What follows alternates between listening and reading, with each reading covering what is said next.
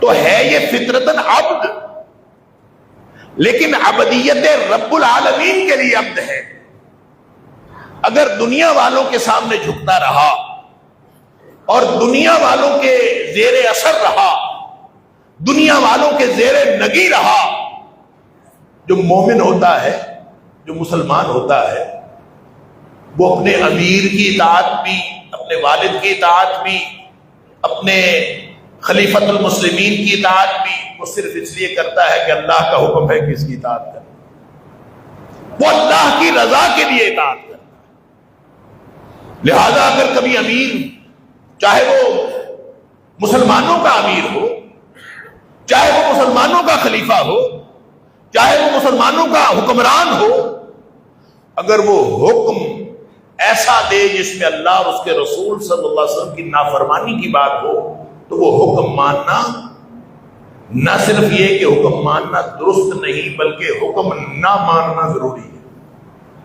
لا طاعت لمخلوق فی معصیت الخالق، جس بات میں اللہ کی نافرمانی ہو رہی ہو، مخلوق میں سے کسی کی فرمانبرداری نہیں کرنا،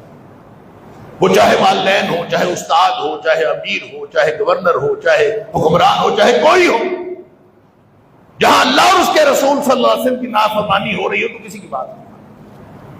لہذا عبدیت رب العالمین اصل مقصود ہے، اور اگر یہ عبد ہے رب العالمین کا تو اصل آزاد شخص وہ ہے جو رب العالمین کا غلام ہے اور مخلوق میں سے کسی کا غلام نہیں، وہ آزاد شخص۔ آزادی کا تصور اللہ کے ہاں یہ ہے، جیسے اقبال نے کہا تھا، وہ ایک سجدہ جسے تو گراں سمجھتا ہے، ہزار سجدے سے دیتا ہے آدمی کو نجات۔ یعنی جگہ جگہ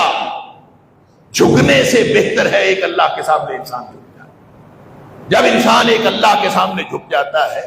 تو پھر اللہ تعالیٰ اس کو اصل آزادی کی حقیقت سمجھاتا ہے، اور آزادی جو اصل آزادی ہے وہ اسی کی سمجھ میں آتی ہے جو ایک اللہ کے سامنے جھکنے والا ہوتا ہے۔ اللہ